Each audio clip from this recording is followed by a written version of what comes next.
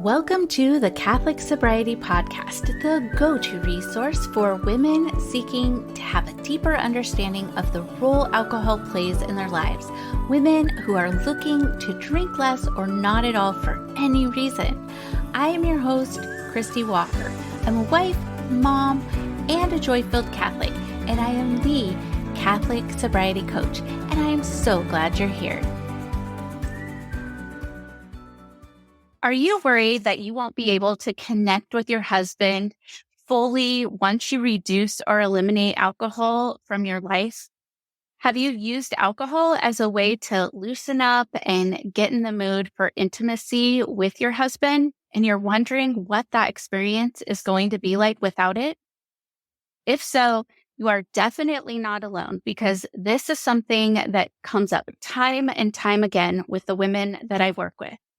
And my guest today is here, and she is going to be able to help. So Ellen Holloway holds a certificate in the fundamentals of sex therapy from Buehler Institute and is in pursuit of her master's of sacred arts in theology of the body and new evangelization through the Pontifex University. In her work, Ellen promotes natural family planning and Catholic teaching on sex and intimacy through her business, Vines in Full Bloom, and through her podcast, Charting Toward Intimacy. Beyond NFP basics, Ellen does one-on-one coaching in sex and intimacy for Catholic women. Thank you so much for being here, Ellen. I'm so happy to have you today.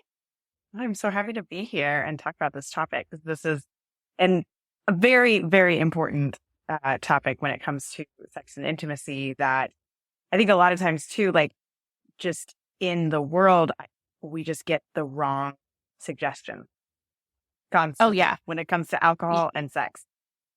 Yes, absolutely. I wholeheartedly agree with you on that. So that is why it's so great that you're here. And as I said in the intro, this comes up so much. I just cannot believe it. Actually, I can believe it because I understand why, but I just feel like the more information that a woman has, the easier it's going to be able to find ways to connect that don't involve alcohol. And I know that you'll help us with that. So to get started, why don't you tell us a little bit about your journey and how you got into doing what you're doing? Absolutely. Yeah. So when my husband and I first got married, we were just very uncatechized when it came to the church's teaching on sex and intimacy, and especially the teaching on contraception. And ultimately, it led to a very difficult first 6 months of our marriage. We both had a lot of wounds when it came to sex and intimacy, and just starting off on the wrong foot with contraception in our marriage really just put things at rock bottom. And it took us years to dig out of that hole. And by the grace of God, we found NFP. We learned the church teaching.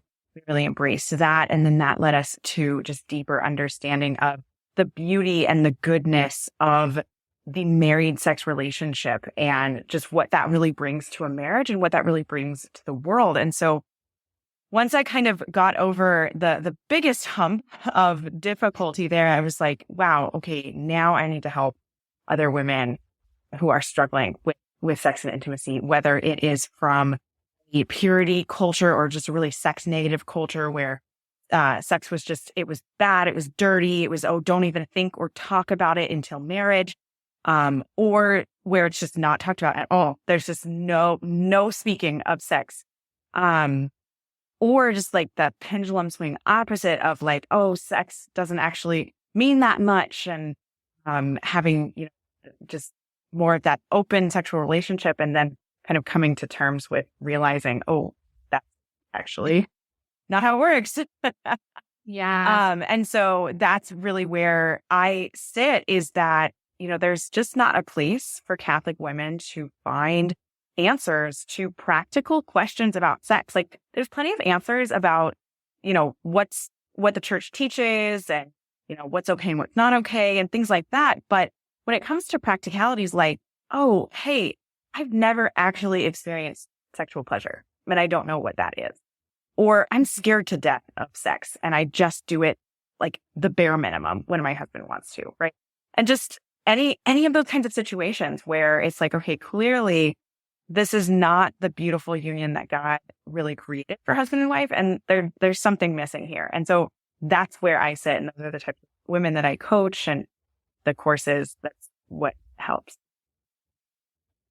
That's so great. Yeah, it comes out like the work that I do, and I can hear it from you. The work that you do is like, we wish that we had something like this or someone speaking out the way, that you are about this topic. Um, when we were going through our individual struggles. And so, when you see a deficit, then you want to still that and help people with what you've learned. And, sometimes it's with a lot of research and trial and error. And then you can bring that to others. So I love the work that you're doing. I love that it's focused on Catholic marriage and intimacy and, just being a sacrament in the world, because marriage is so beautiful and so important to our world and our culture. Absolutely. So that leads me into those of us who are married. We know the importance of connecting with each other, right? We know that to have a good relationship, we need to spend time together. But so often I hear like women will come to me and say, but Christy, like my time with my husband is like after work, the kids go to bed, I pour myself a wine, he has a whiskey, we just talk. Sometimes it has nothing to do with the intimacy. It's just that connection, and they do it with alcohol. And it even, it accelerated even more during, the lockdowns, and when everybody was home and they didn't have to go anywhere. And so I think that couples develop like a habit or certain habits, and oftentimes it involves alcohol. So that also leads to intimacy as well with alcohol. So what can you tell us from your perspective about how important intimacy is in the marriage and how it connects us, like from our Catholic faith perspective? Absolutely. Yeah. And I think I really wanted to define a term here for everyone listening, because a lot of times I hear the word intimacy equated to sex. That is not true. Intimacy is so much more than sex. And in fact, sex is simply a fruit of a deeply intimate relationship between husband and wife. Intimacy is not sex. So if your immediate reaction to like intimacy with my husband is like only sex, then we actually need to take a step back and work on building intimacy outside of the bedroom first. I think that even just that is where sometimes we have this issue with alcohol and sex, is that we don't have that foundation of a strong, deep intimacy with our spouse. And there's actually a little bit of uncomfortability when it comes to really, just to speak bluntly, getting naked in front of our spouse, right? The act of sex is deeply intimate. That's why we need deep intimacy prior to even engaging in sex with our spouse. And so if we don't have that foundation of deep intimacy, alcohol can really become a crutch to letting those walls down and kind of allowing ourselves to open up and be more comfortable, because ultimately we're actually missing out on a level of comfort that we should be building with our spouse.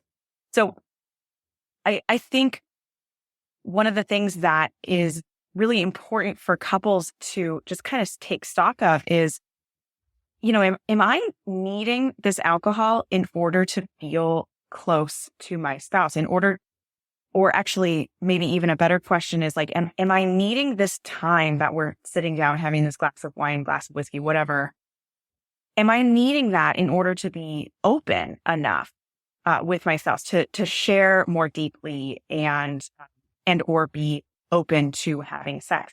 And if that answer is yes, or even if that answer is sometimes, then we need to take stock of the relationship itself, and focus on building more of that intimate relationship outside of the bedroom. One of the things I really like to recommend to couples, the 5 love languages. If you've never heard of it, it's a book by Gary Chapman.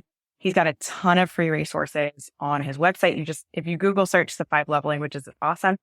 But the love languages are a way for us to learn how our spouse feels most loved. And so if you and your husband you and your spouse can learn, what is my spouse's love language, then you can, step into filling their tank. And then your spouse in turn is doing the same thing, right?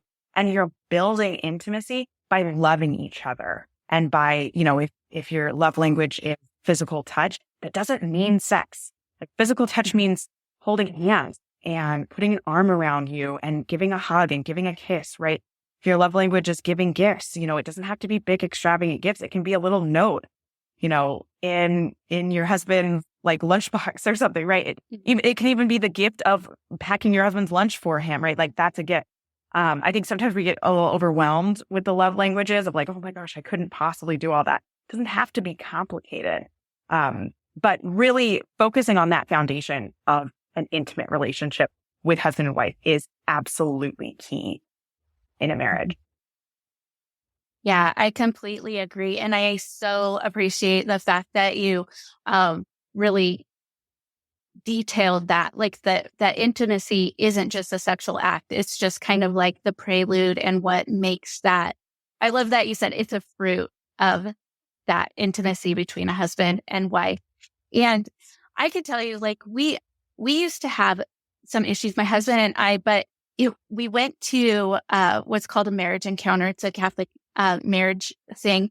And we did that like after 12 years of marriage, and getting really honest with each other and vulnerable, it was worse than like getting naked in front of each other. It can be really scary to be that open and vulnerable. And that's why we rely on alcohol, because alcohol easily puts us in that open spot where we're more comfortable being vulnerable. Like, I think one of the most interesting fun facts about alcohol is that, like, if you're trying to learn a language, it's actually easier to learn that language if you've had a little bit of alcohol, because what alcohol does is it brings those walls down. And so that's what we're doing. If we're relying on the alcohol to take our walls down, then in our marriage, then we're actually missing out on a level of intimacy. Like when you're learning that language, you're afraid to make mistakes. And so that's why bringing the walls down makes it easier to learn a language, because you're not afraid of making mistakes. And I think we'll get into this more later in our conversation, but there's so many ways to bring those walls down that don't include alcohol. And that's something that I think everybody could work on, whether or not you have a difficult relationship with alcohol, is that we don't need alcohol to do that for us. We can do that ourselves, but we do need to focus on that foundation of deep intimacy first and foremost. Yeah, I agree.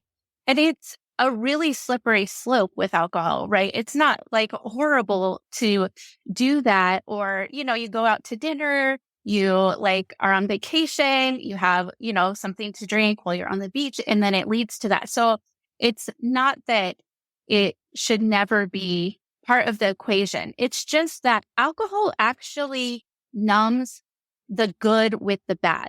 So it inhibits your ability to be fully present with your spouse and really intimate, like you were saying. And so I really think that the more that we can have sex or experience intimacy, whether that's, like you said, holding hands, cuddling, just being together, being open with each other, with our thoughts and our dreams and our feelings and emotions. If we can do that without alcohol, it's going to be so much richer and produce better fruits than when we're numbed out. Because it can be really hard, even if you've had a couple of glasses of wine, to really maybe remember everything or to have fully experienced that moment together. And then again, I say it's a slippery slope because if you are relying on it as a crutch, then pretty soon, for some women, then they think they can't do it without it. Like they can't connect and have really honest conversations without it. They don't think that they can be vulnerable with their husband without it. And to be honest with you, anybody can become addicted to alcohol. You don't have to have a predisposition. You don't have to have a family history. The more you drink, the more often you drink, the easier it is to become alcohol dependent. So if we can just see that for what it is now and not rely on it in those situations, but use it for, to enhance a moment or enhance, whatever. I don't drink at all, so I don't use it, but then there's other ways that I do that, that don't include alcohol. Maybe it's a mocktail. Maybe it's a non-alcoholic wine or beer. It just celebratory for me to do that and not something I do all the time. And the same thing with alcohol. So I think that that's really important to know as well. So theology of the body, I love that you're getting a master's of that. I mean, it's such a beautiful doctrine. Is it doctrine or teaching of the church? What is it considered? So it's considered a papal teaching, which means it's not a doctrine of the church. So what theology of the body was a series of teachings that Pope John Paul II gave over the course of 5 years. There was breaks in between, but he broke this large book that he had actually written prior to becoming Pope. He broke it up into these small chunks and he delivered them at his Wednesday audiences. All of the popes give a Wednesday audience. So he delivered them kind of in sequence with a couple of breaks for different things over the course of 5 years. And so it wasn't actually until he finished delivering them and all of it was available that then it kind of got put into a book. There was a new translation. And now we're just really starting to dig into the depth and goodness and beauty that exists within this beautiful papal teaching. But essentially, it's a really long Bible study, what Pope John Paul II did. He took the Bible and he was like, let's learn about God through the bodies that he made us, because we're body soul union. And our body is part of us. It's not just like this shell that we're housed inside and we're just waiting for our soul to be liberated from it. That's not what we believe as Catholics. We believe we are a body-soul union. And so what happens to our body is important. What we do with our body is important. It affects our soul. That's why the sexual relationship between husband and wife is so deeply intimate, because our bodies are a part of us. They're not just this thing that we have. They are us.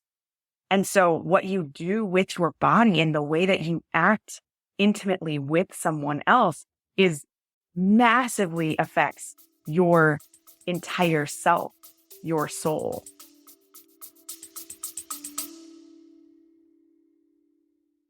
Right now, alcohol feels like the only way that you can cope with the stress of motherhood, social pressures, and maybe even fit in with your group of friends. But you're starting to realize that it's leaving you feeling ashamed, disconnected, and maybe even out of control. Imagine if you could wake up each morning feeling at peace and proud of the choices that you're making, and free from the pressure to drink, whether that's at home or in social settings. And that, my friend, is where my 5-day Sacred Sobriety Kickstart comes in. By the end of the 5 days, you will feel more peaceful and in control because you will have more clarity and confidence around your decisions to take it or leave it. You're also going to learn how to manage your mind in a way that is aligned with your faith. You will learn how to speak truth over yourself, and that will help you root out what's keeping you stuck. So check out my 5-day Sacred Sobriety Kickstart and gain the clarity you need to make the decision to take alcohol or leave it from a place of peace. You can visit my website, thecatholicsobrietycoach.com. I have a pop-up there, or just go to my show notes.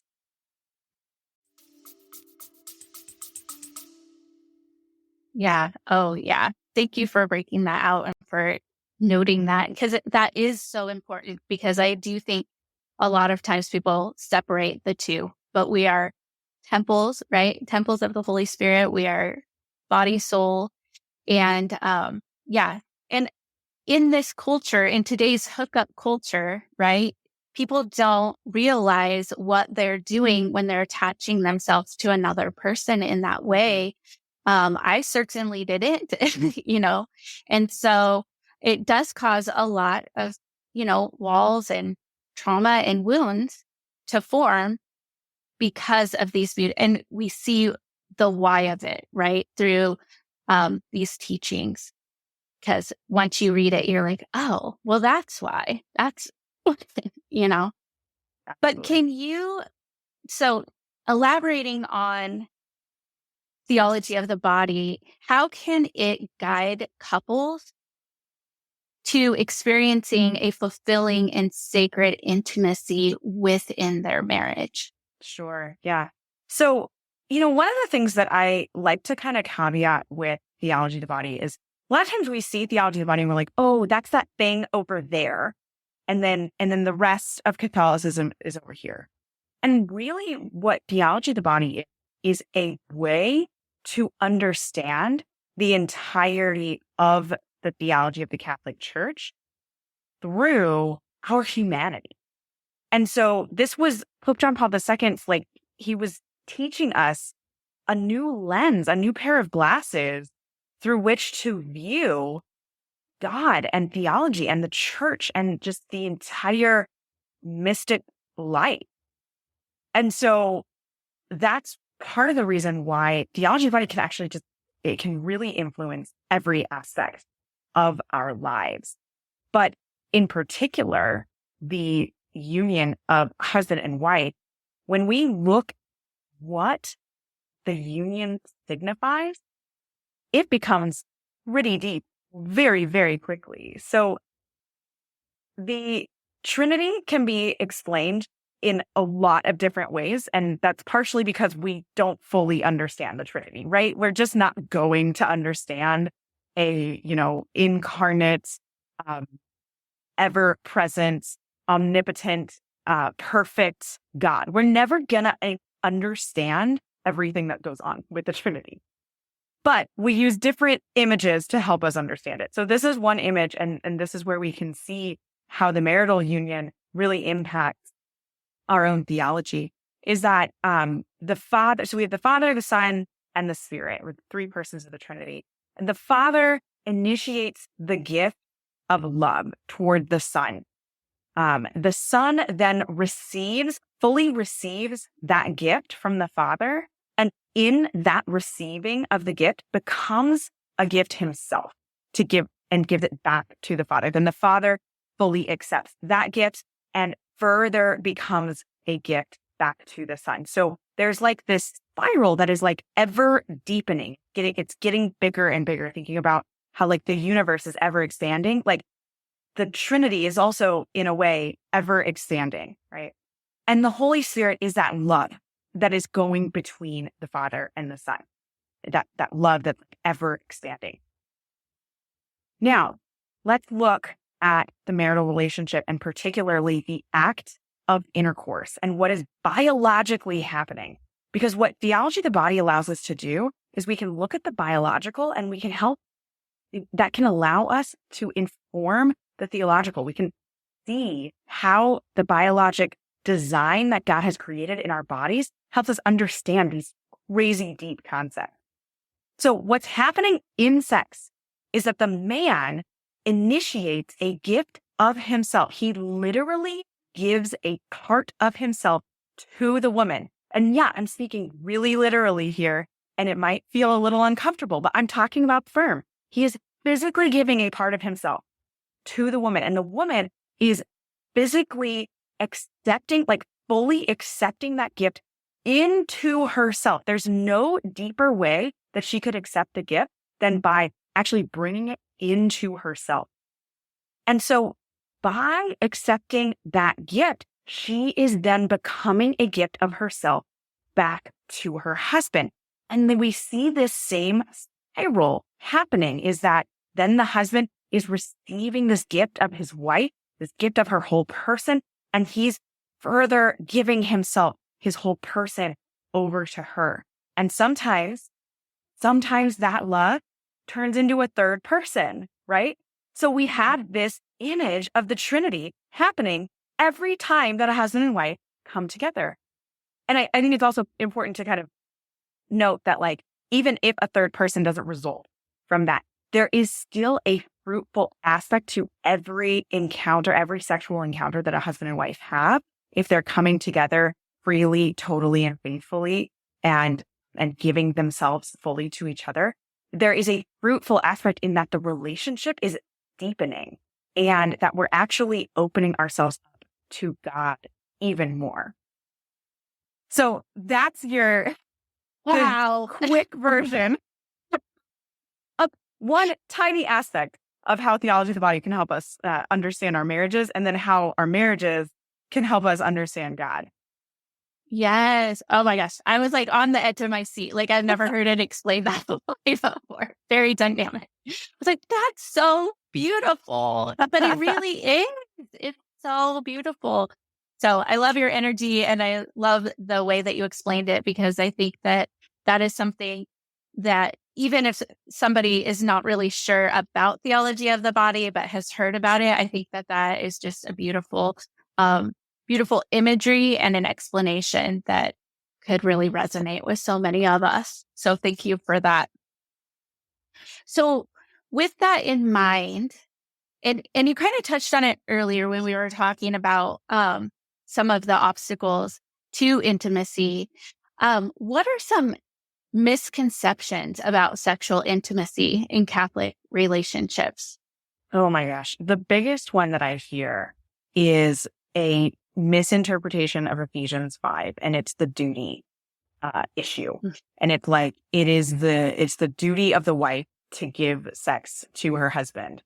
And it's just like, there's so much missing in that interpretation when we reduce the sexual relationship to one of duty. Because in that case, then it just becomes a checkbox. It becomes something I have to do. It goes on the list with the laundry and cleaning the bathroom. And that is probably the worst thing that could happen if sex goes on your like checklist, things I need to get done this week list. It shouldn't. Sex should be, and I said this before, and this is just like, it's one of my lines that I say all the time, like it should be the fruit of a deeply intimate relationship. And if you are solely having sex out of this just like feeling of duty, like this is just what I'm supposed to do as a wife, then we're missing out on the intimate aspect of sex. It's like, it's not an intimate act at that point. It's simply just, you're just trying to like take care of something. It's like you're trying to take care of a dog. And that's, we're really missing something there. Yeah. Another common one that I see, and this is going to bring us back a little bit more into the alcohol space, is, and this isn't necessarily with Catholic marriages, but is that just common misconception of, I can't get relaxed enough for sex without that glass of wine. I just need that glass of wine. And I've been there. That is part of my story.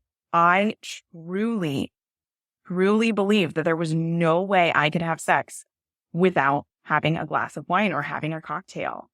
And it got to a point where that was actually true, where I could not relax enough.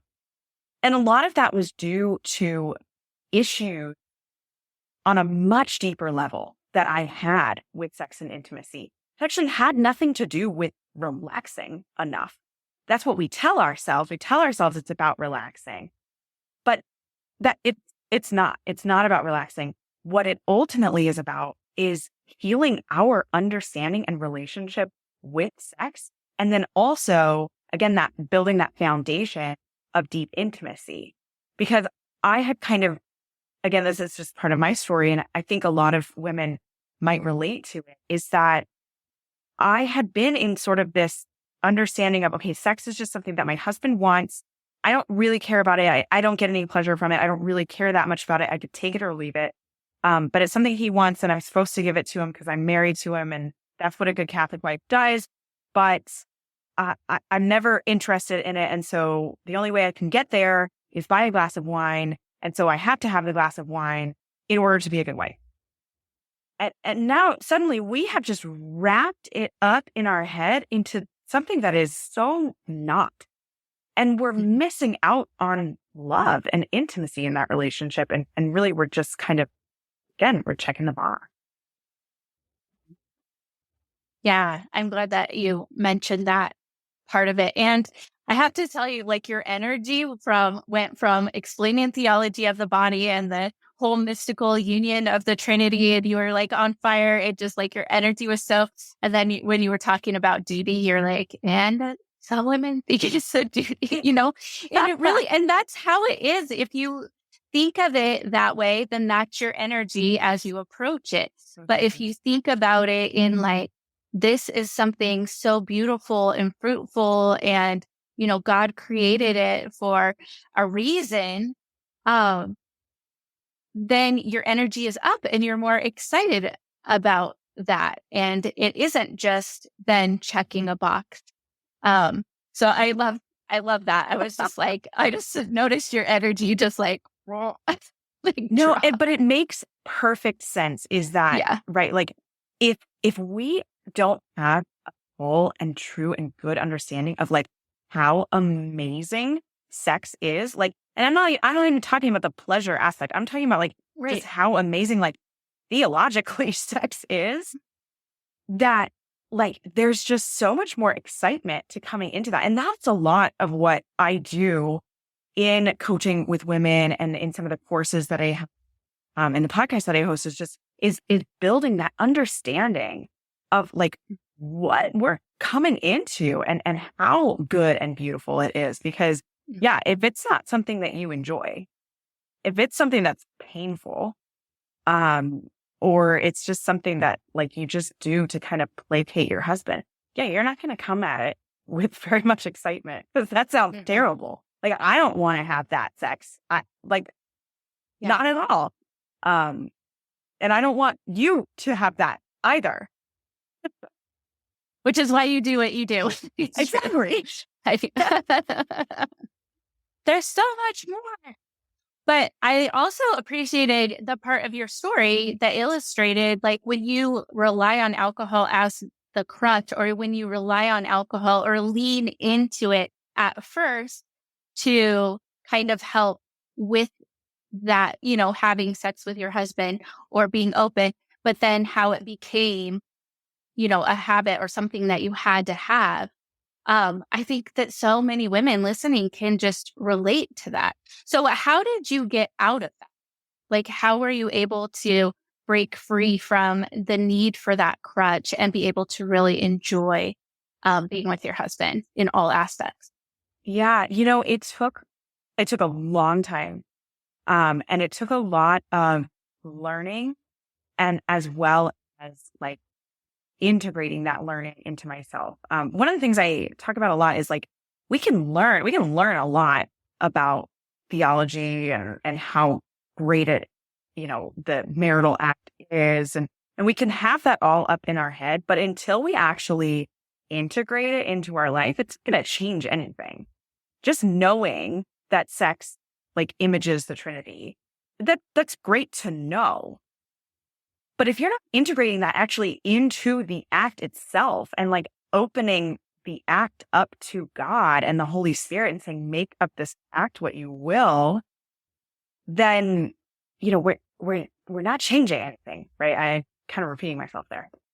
And so my journey through sex, alcohol brought me into even being willing to have sex at the beginning because I was so deeply terrified of sex and kind of honestly grossed out by it, just because of my upbringing and a lot of shame that had been built around sex and intimacy. And so the only way that I could like get past that shame and that discomfort was, I believed, through alcohol. As I slowly learned more about the church teaching on contraception, and then that led me into better understanding, like just the church's teaching on sex as a whole, I really started digging into theology of the body and starting to understand some of those concepts as well. When I started getting excited about really what sex was beyond just this like thing I have to do, that's when alcohol just dropped naturally for me out of the picture, because it was like, it became something that I wasn't forcing myself to do anymore. I was actually really excited to do and excited to come together with my spouse and open up to in that way. And I think that for some women, like that might be the journey, that might be the experiential journey, is that alcohol just kind of naturally drops out like it did for myself. But I think in other cases, it does need to be a cognitive decision to say, no, I'm not going to allow this to be a crutch anymore. I'm not, because I don't need it to be, but I do recognize that I'm going to have to work hard. I'm going to have to learn. I'm going to have to pray. I'm going to have to open up to my husband. I'm going to have to be brave. I think that's something we don't talk a lot about when it comes to sex, is that there's bravery needed to open up and be that vulnerable. And if we've been relying on alcohol, then there's like even more bravery that needs to be present, because how we act with alcohol can be so different than how we act without alcohol. And we might be embarrassed about things we've said or done with alcohol, with our husband, that actually are completely and totally appropriate. One example might be like wearing lingerie and giving a little striptease. That is completely and totally appropriate for a husband and wife to do. But if you're in a space where you're not quite comfortable with your body in that way, you're not quite comfortable with sex in that way, and maybe you're just there's still some fear of vulnerability with your husband.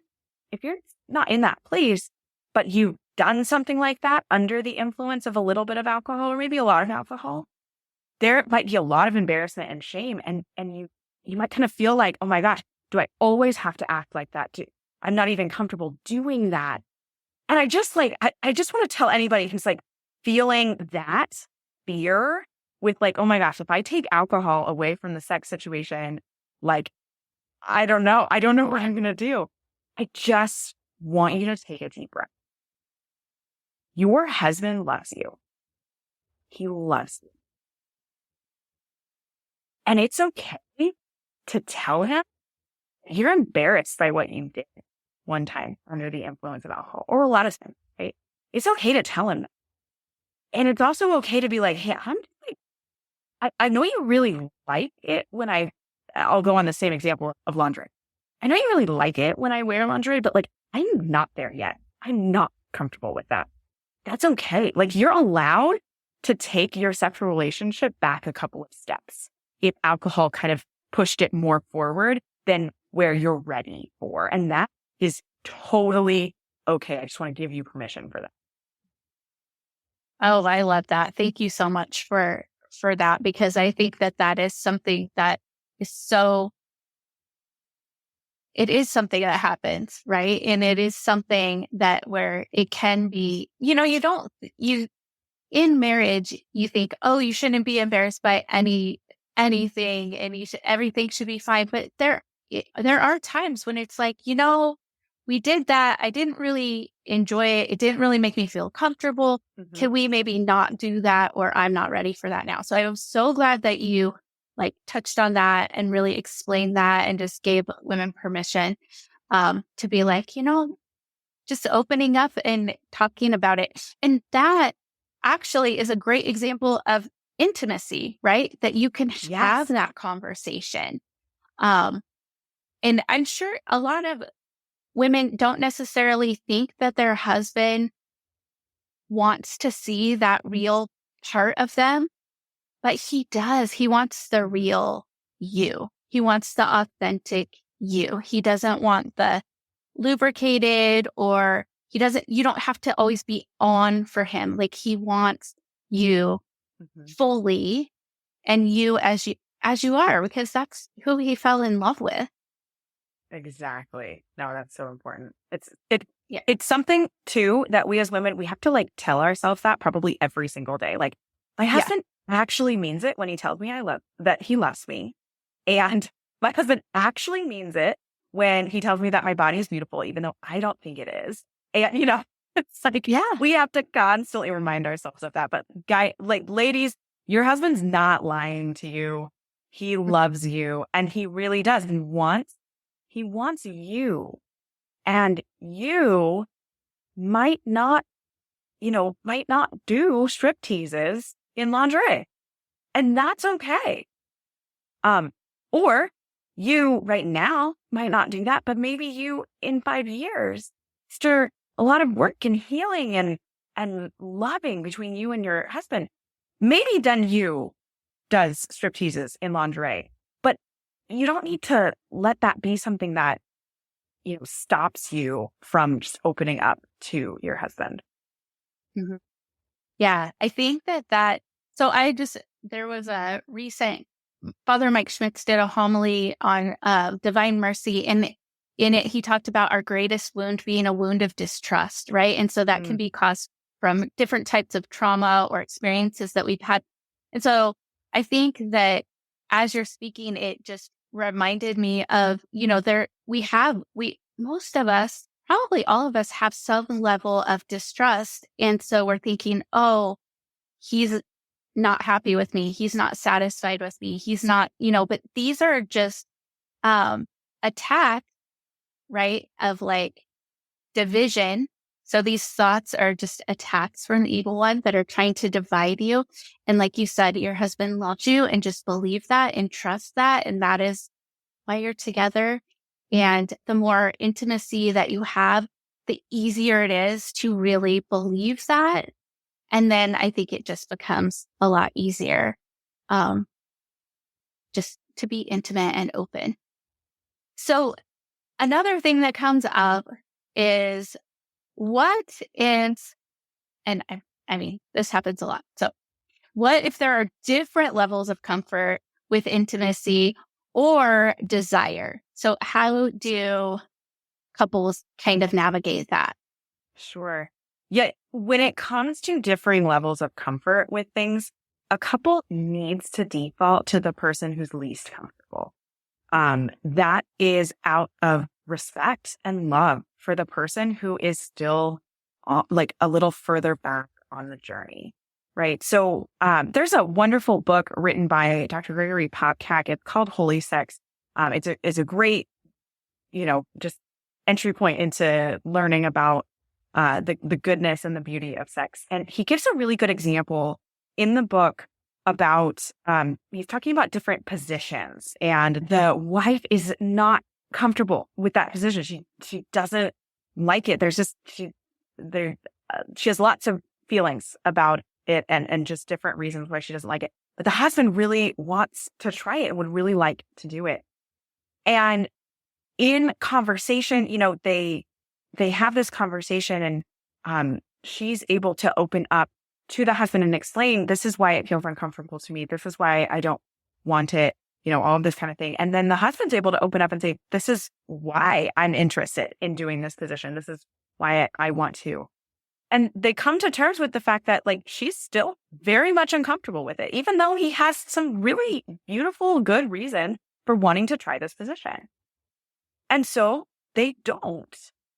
But then after a period of time, I don't remember if it was several months or maybe even years, but the wife had really kept this in mind and had brought it to prayer and had recognized that her husband did have some really valid reasons for wanting to try this position that she wasn't comfortable with. And eventually she did actually come to a point where she was like, yeah, you know what? Let's try it. But they defaulted to her level of comfort and let her take the lead on this because it was something she was not comfortable with yet. And that has to happen because the act of sex is so vulnerable that we can't let coercion into in uncomfortable acts or, uncomfortable positions or things like that. We can't let that enter into this vulnerable act, or else the person who's uncomfortable is going to shut down even more. And then it's like you're going to be taking more steps back on the journey. And so for wives who are in the position of being more uncomfortable about certain things, it actually takes some assertion you need to be very clear and say, look, I'm not comfortable with that. I'm totally willing to do these things. I'm maybe it's, I'm not comfortable with kissing your neck. I don't know.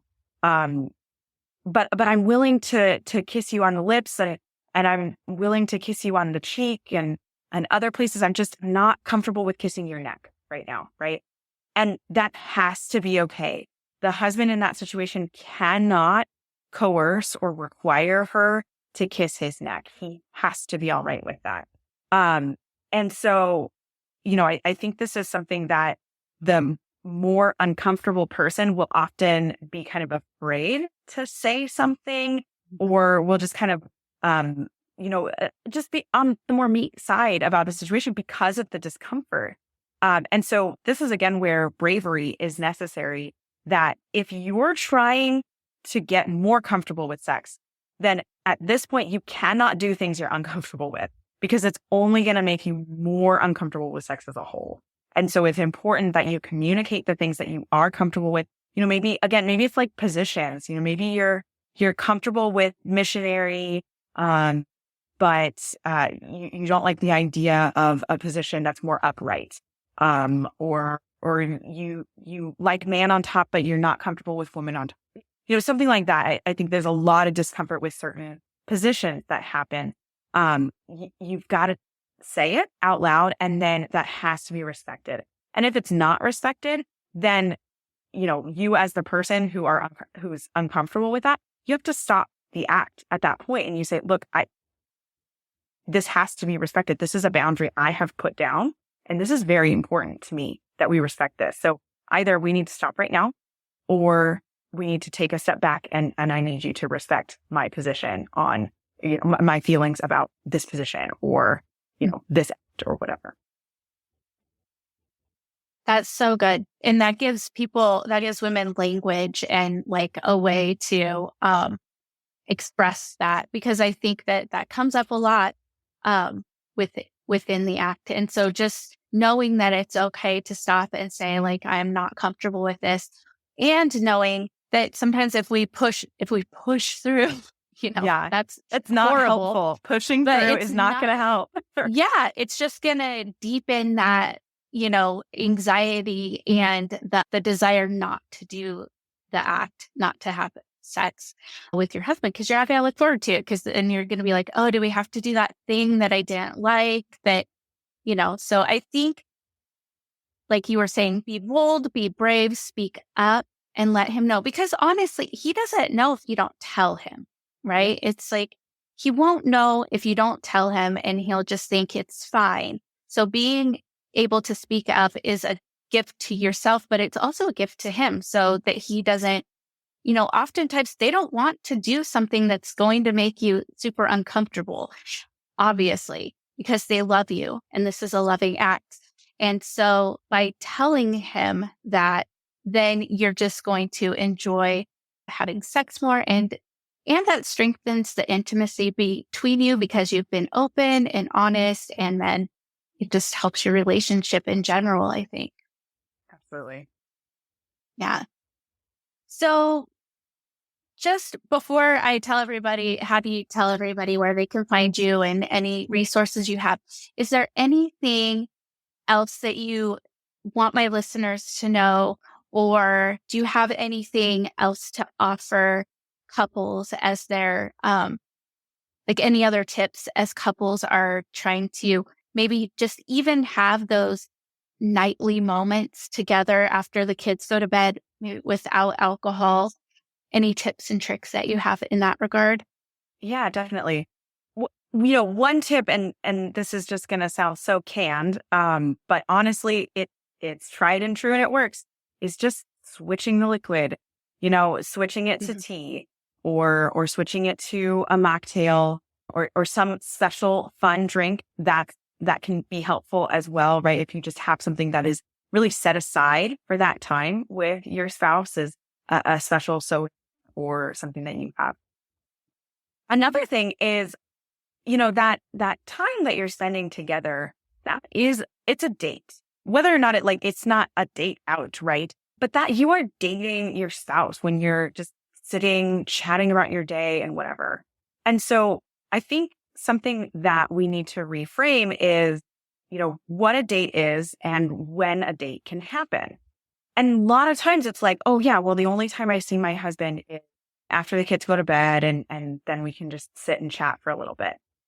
Well, there's a lot of underrated ways to date your spouse. One way is, what if instead of staying up a little bit later, you just got up a half hour earlier and you had a date at 5 a.m. Again, with tea or coffee. Yeah, You're not with you're alcohol at 5 not a.m. with alcohol, definitely not with alcohol at that time, right? And then now you've put alcohol completely off the table here in this opportunity to chat and get to know each other. If you have younger kids, I think one of the best places to date yourself is on the park bench, because you take your kids to the park, they go and play with the other kids that are there, and you're just sitting on the park bench watching your kids and chit-chatting about your day. Going for a walk can be helpful, right? Something that's distracting the kids. Um, just going. I think another one that can be really helpful, again, this is with younger kids because I have younger kids, right, is going to the zoo or something similar, because they're like very interested in the animals and like seeing what there, or like a children's museum too. That can be a great place to have that connection time with your spouse, because yeah, okay, animals are cool, but like you're probably not quite as interested as your 6-year-old in the giraffes, right? And so your 6-year-old can go be excited about the giraffes and watch them eat leaves for 10 minutes while you and your husband sit and chat on the bench that's sitting right there, because zoos have a lot of benches. They do. And I think it's for that reason. I think it's for husband and wife to get to know each other more. Um, but just like reframing that opportunity to connect, that is not the only opportunity to connect, that time after your kids go to bed. It might be the most convenient. I will give you that. But we're not looking for convenience here.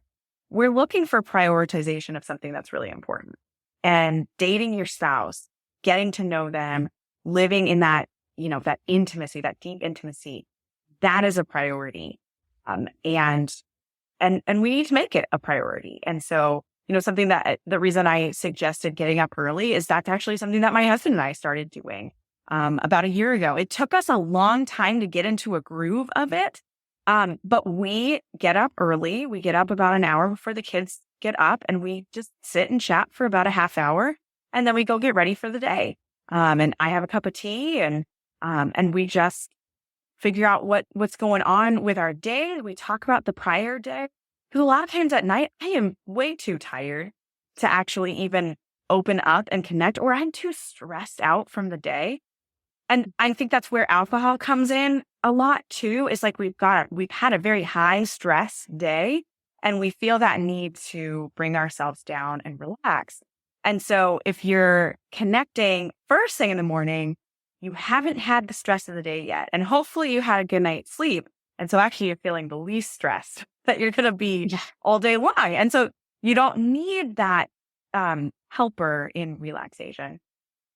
Another thing that I wanted to mention about alcohol, and this can be particularly helpful for those of you who just, having a little bit of alcohol is fine in your life. And it's not something that you want to completely give up, but you're just recognizing I need to take a step back from it. And maybe after this conversation, you're like, wow, I really take a step back from it in my intimate life, especially. Is when you have a glass of wine, there really is. There is that relaxation effect in it, and it brings you into a very open and vulnerable state. And I think it can actually be very helpful for us to take note what that really feels like, what being in that open and vulnerable space really feels like, and maybe even jotting down some feelings that you had after having that glass of wine, and really and just being as honest as you can be like, oh, I think my husband looks sexier after I have a glass of wine, right?